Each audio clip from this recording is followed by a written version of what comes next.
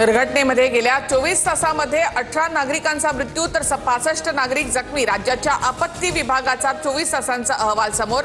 रत्नागिरीमध्ये सर्वाधिक 112 मिलीमीटर तर सिंधुदुर्गामध्ये 110 मिलीमीटर पावसाची नोंद।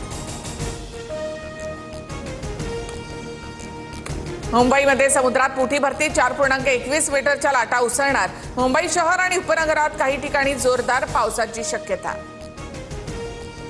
इंद्रायणीवरील पूल धोकादायक असल्याचं जिल्हाधिकाऱ्यांनी घोषित केलं होतं। स्थानिकांनी सुद्धा पाठी लावली होती। पूल दुर्घटनेनंतर मुख्यमंत्री फडणवीसांचं स्पष्टीकरण।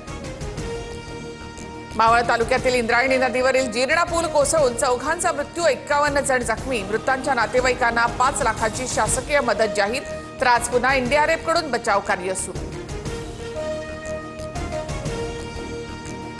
नव्या पुलासाठी पैसे मंजूर मात्र वापरले नाहीत। 8 कोटींऐवजी 80,000 उल्लेख असलेल्या पत्रावर रवींद्र चव्हाणांची सही, राऊतांचा आरोप। तर अजित पवारांसह तत्कालीन मुख्यमंत्र्यांवर गुन्हा दाखल करण्याची मागणी।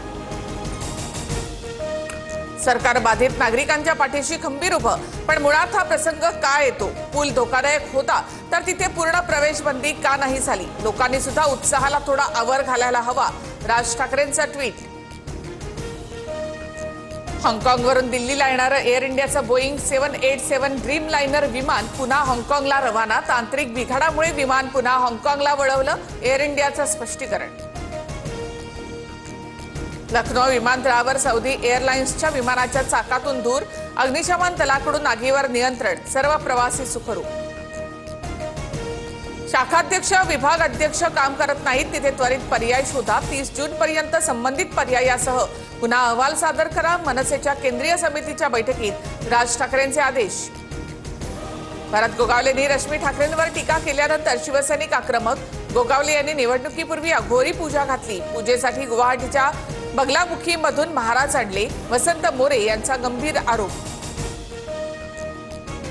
अमरावती जिल्हा बँकेच्या अध्यक्षपदावरून बच्चू कडू अपात्र, विभागीय सहनिबंधकांचा मोठा निर्णय। न्यायालयाच्या 1 वर्षाच्या शिक्षेचा ठपका ठेवत कारवाई।